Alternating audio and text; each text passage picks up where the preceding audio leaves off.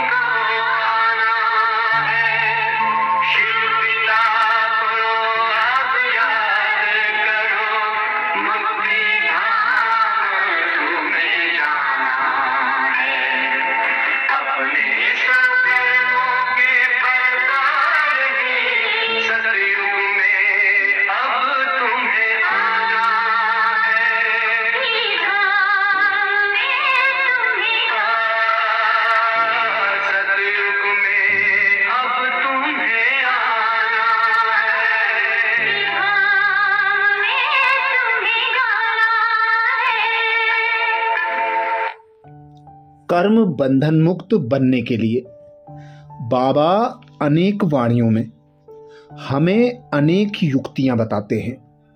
बाबा सदा कहते हैं, कोई भी कर्म करते करावनहार पिता परमात्मा की स्मृति में रहकर कर्म करो। पिता परमात्मा की श्रीमत अनुसार कर्म करो तो श्रेष्ठ कर्म होंगे और कर्म का बंधन हमें अपनी ओर आकर्षित नहीं करेगा। तो सदा कोई भी कर्म करते फल की इच्छा ना रखना, सदा करावनहार की स्मृति में रहकर कर्म करना, यही कर्म बंधनों से मुक्त बनने का आधार है। यही आज बाबा हम बच्चों को वरदान दे रहे हैं। वरदान में बाबा कह रहे हैं, एक बाप को अपना संसार बनाकर सदा एक की आकर्षण में रहने वाले कर्म बंधन मुक्त भाव, जिसके लिए बाबा ने सहज युक्ति बताई।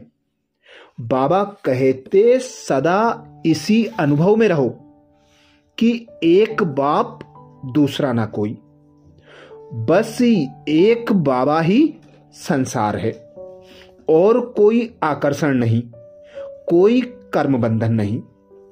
अपने किसी कमजोर संस्कार भी बंधन ना हो।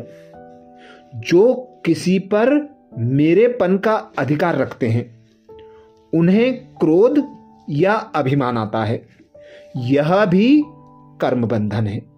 लेकिन जब बाबा ही मेरा संसार है, यह स्मृति रहती है, तो सब मेरा मेरा एक मेरे बाबा में समा जाता है और कर्म बंधनों से सहज ही मुक्त हो जाते हैं। भक्ति मार्ग में भी हम कहते थे तेरा तुझको अर्पण। अब संगम युग पर स्वयं भगवान कहते हैं कि स्वयं को मुझ बाप पर अर्पण कर दो, तभी आप बच्चे बाप का दर्पण बन सकेंगे। बाप समान हल्के, न्यारे और प्यारे बनने के लिए बाबा कहते एक बाप को अपना संसार बना लो। कोई भी कर्म करते सदा स्मृति रहे कि कराने वाला वह परम पिता परमात्मा है, मैं निमित्त करनहार हूं। मेरे द्वारा बाबा कर्म करा रहा है, तो कोई भी कर्म हमें अपनी ओर आकर्षित नहीं करेगा। आज बाबा ने महावाक्यों के मुख्य सार में अटेंशन दिलाया। बाबा कहते मीठे बच्चे, तुम अभी पुरुषोत्तम संगम युग पर हो। तुम्हें यहां रहते नई दुनिया को याद करना है और आत्मा को पावन बनाना है। मीठे बच्चे, तुम अभी पुरुषोत्तम संगम युग पर हो।